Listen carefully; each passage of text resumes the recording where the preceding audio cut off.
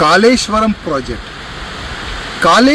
Project పైన మా కేంద్ర మంత్రి బండి సంజయ్ గారు ప్రూఫ్ సహా మీడియా ముఖంగా తెలంగాణ ప్రజలకి తెలియాలని బండి సంజయ్ గారు మాట్లాడినారు. కాళేశ్వరం ప్రాజెక్ట్ ఒక ఏటీఎంగా ఈ బీఆర్ఎస్ వాళ్ళు వాడుకున్నారు. దాని గురించి మా బండి సంజయ్ గారు మాట్లాడినారు. అది వాస్తవమా లేదా, అది బీఆర్ఎస్ పెద్ద నాయకులు బయట పెట్టాలి. అదేవిధంగా మా బండి సంజయ్ గారు ఏమంటున్నారు, అసలు ఎవరు అయ్యా సొమ్ములాగా మీరు ఒక ఫెయిల్ కాళేశ్వరం ప్రాజెక్ట్ తీసుకొని వచ్చి దాంట్లో మొత్తం అవినీతికి మొత్తం బీఆర్ఎస్ నాయకులు పాల్గొన్నారు, మొత్తం కరప్షన్ చేసినారు.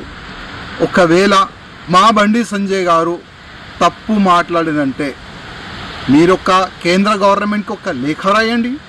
కాళేశ్వరం ప్రాజెక్టులో ఒకవేళ అవినీతి జరిగితే సిబిఐ ఎంక్వైరీ చేపియండి అని బీఆర్ఎస్ నాయకులకి నేను అడుగుతున్నా. ఒక లేఖ రాయండి. మీ కేసీఆర్ గారు అంత అమాయకుడా, సుద్దబూసా మీ కేసీఆర్ గారు?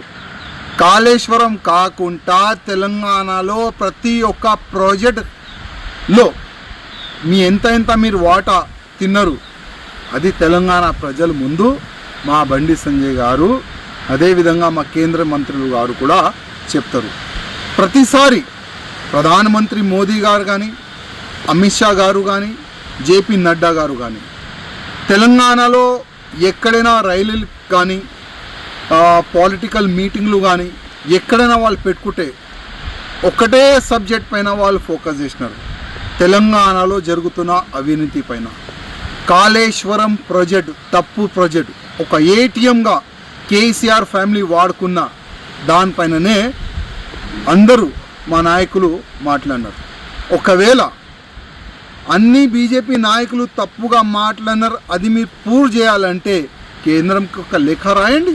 మీలో దమ్ముంటే బండి సంజయ్ గారు కానీ వేరే నాయకులు కానీ కాళేశ్వరం ప్రాజెక్ట్ పైన తప్పుగా మాట్లాడుతున్నారు, ఆ కాళేశ్వరం ప్రాజెక్ట్ పైన ఒక సిబిఐ ఎంక్వైరీ చేపియండి అని ఒక లేఖ రాయండి. మీలో దమ్ముంటే బీఆర్ఎస్ నాయకులకి చెప్తున్నా, మా కేంద్ర మంత్రి బండి సంజయ్ గారు మాట్లాడిన ప్రతి ఒక్క మాట నిజం, అది తప్పు ఉంటే మీరు ప్రూవ్ చేయండి. కాళేశ్వరం ప్రాజెక్ట్